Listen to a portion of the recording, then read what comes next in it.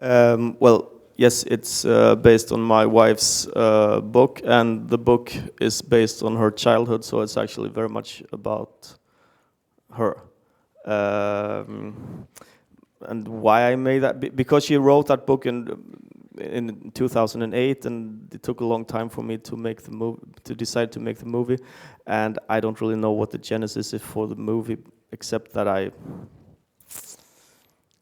never really know why I do what the things I do. I just do it by intuition or something. So, but it was very, very fun.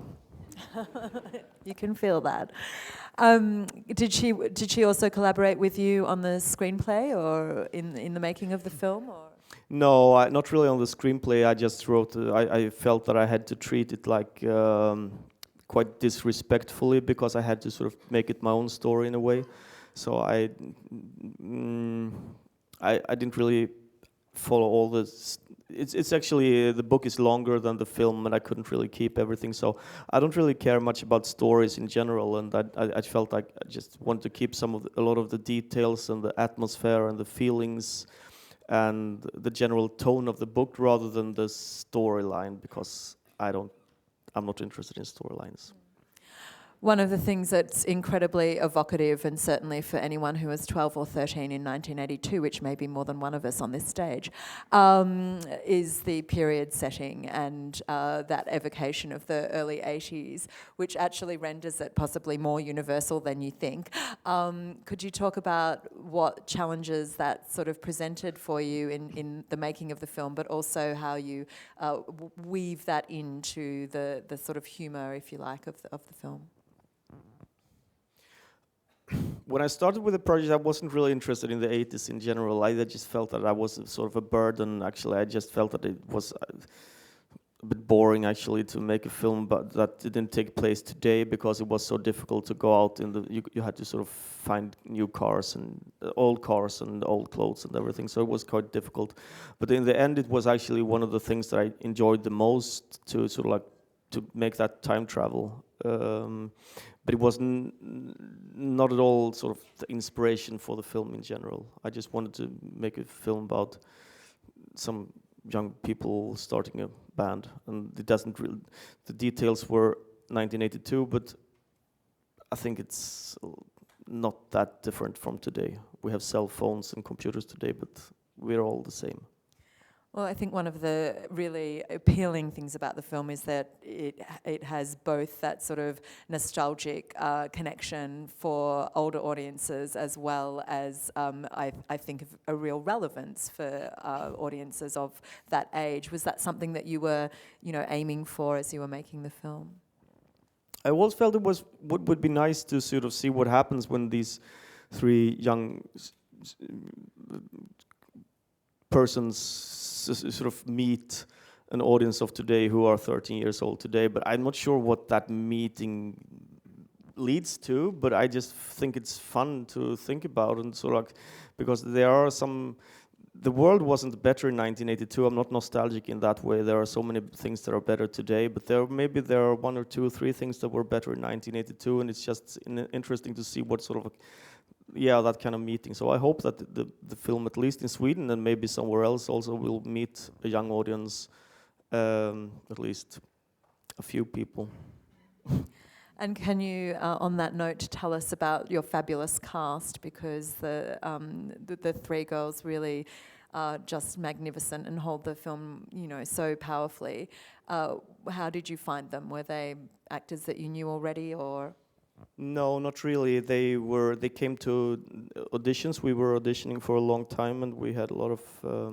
it took a long time, but I also sort of, when I look back at it, I knew almost immediately that they were the best ones, and that they had something very, very special, and that they had sort of like, that they understood their characters on some level, and that they just had a enormous talent to be natural in front of the camera and everything. But then I'm sort of like a slow person who takes one step at a time. So it took actually a very long time to decide to make the decision, which was probably very, Mm. I don't think they enjoyed that process. Is that a good note on which to invite Mira and Liv to join us on the stage? Two of them are here tonight. Can I ask both of you to tell us something about the process of working on the film and how Lukas brought you together, and did you become friends over the process, and did you do workshops to achieve that, or how did that work?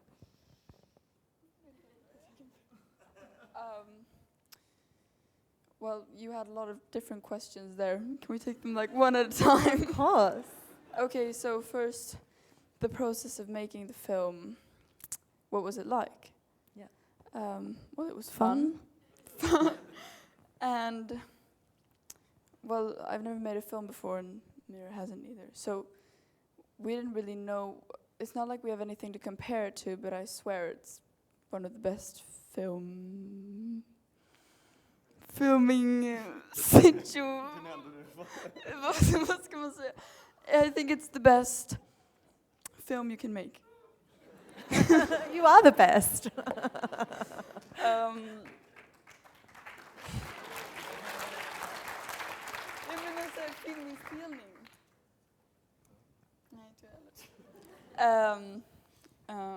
And you had, we clicked pretty quickly, so we became friends almost immediately. And of course we did fight during the film since we lived together and worked together, so we saw each other 24/7, but we've managed to keep friends. And you know how sometimes when you meet people, first it's kind of awkward for a while and then it loosens up towards the end of your meeting, but it's never like that between us. It's always okay right from the start. So we click easily and we became friends quite quickly. That's great.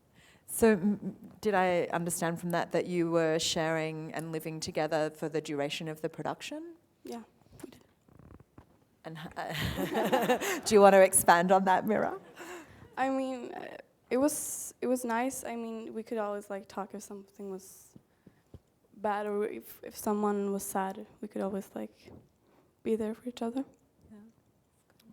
We made the film in Trollhättan, which is a small city in. Well, parts of it is actually made in Stockholm, but mostly it's made in Trollhättan, which is a small city in Sweden, and you live in Stockholm, so you shared a house outside of Trollhättan. Yeah. That house contained mice.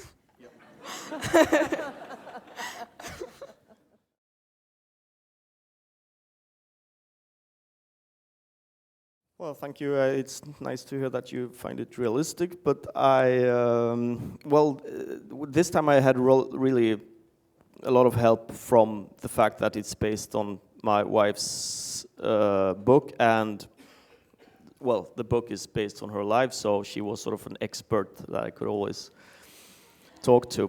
But apart from that, I just think that I treated the main characters not so much as sort of like something exotic, but more like something that was quite close to myself. I think that's sort of like and this has nothing to do with gender or age or if it's 2013 or if it's 1982. But when I fail with a character, I always fail because I feel like I'm not really close enough to them. And I always felt that when I was writing this script, they were very close to me and probably close to who I was when I was 13 years old and so on. So I never felt that there was a big gap just because we were different in age and that I was a boy when I was 13 years old.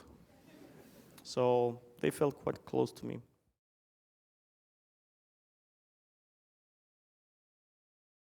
Yeah, she enjoyed it. Yeah.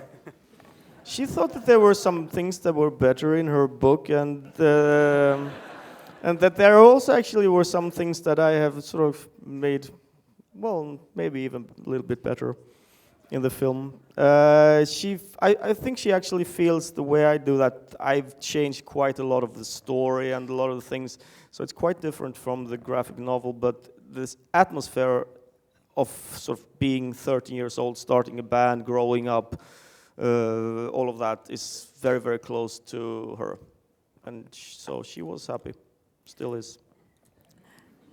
Liv and Mira, can I ask, did you read the graphic novel? Did you prepare for the roles by looking at that, or was the preparation quite separate? Yeah, we did read it before. But I don't think we read it as a preparation for becoming our characters, but we read it maybe just to get more of a sense of the atmosphere in the film, even though we also had the script, but just to kind of get into the vibe of the film as well.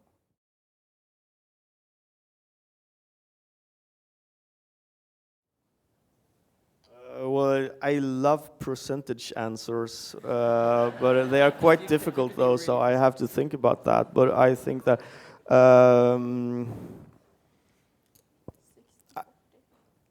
you say 60 improvised.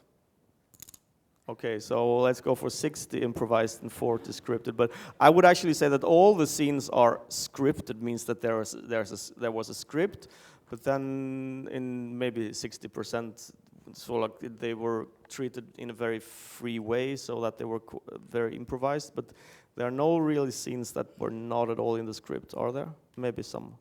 Well, there's a scene where we kind of have like a food fight. That's not in the script. Okay. Okay.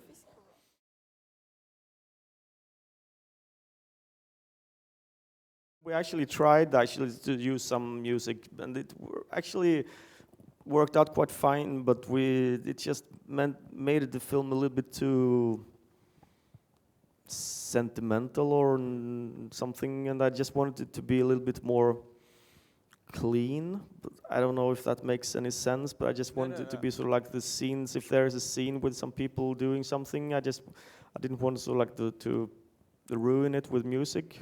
Not saying that music in films are bad, but in general, but I feel that there is something, there's a layer there that I don't really like a lot. Well, sometimes, but not this time. I just wanted it to be clean.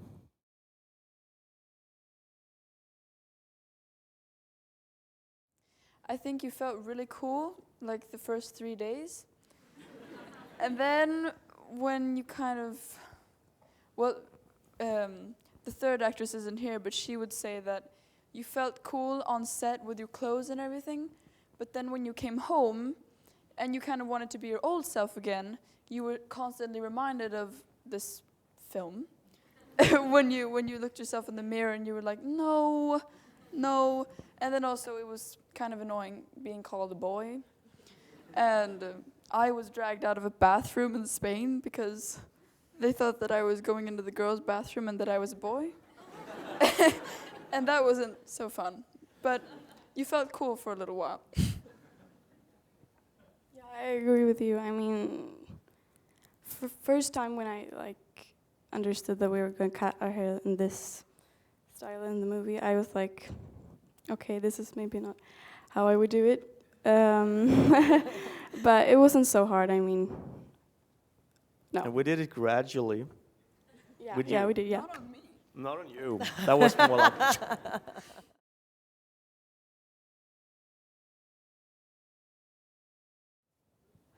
I think I make movies about a lot of different people, but for some reason the ones about teenagers are become more popular or something. I don't know if it's because of me or if it's because of the audience.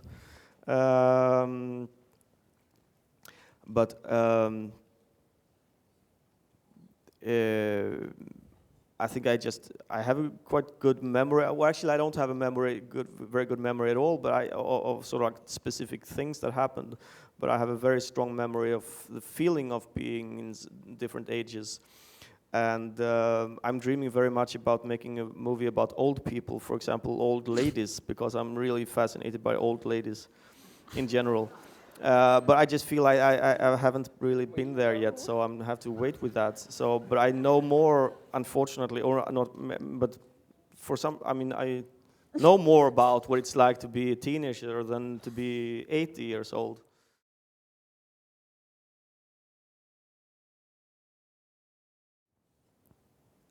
I can recognize a lot of what Bobo and Clara and Hedvig feel, having gone through it as well. Like when you were, like just a couple years ago, I didn't have any friends and I would only read Harry Potter books and be kind of lonely.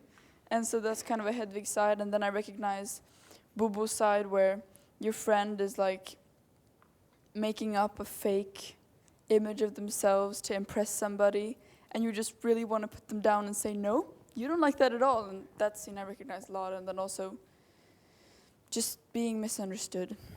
And I think that Lukas is very good at showing these feelings and, well, making you feel them as well. And yes, I felt them in my real life.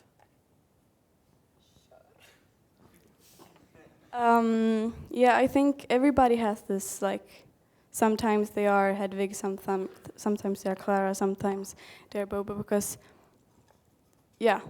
So I think everybody could, like, relate to it. So that I also could do that.